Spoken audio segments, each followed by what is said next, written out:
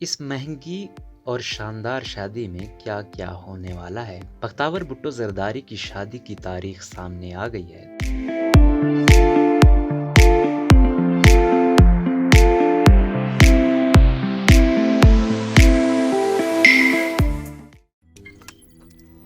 روزنامہ قدرت کی ویڈیو دیکھنے کے لیے ابھی یوٹیوب چینل پر سبسکرائب کریں اور بیل آئیکن پر بھی کلک کریں۔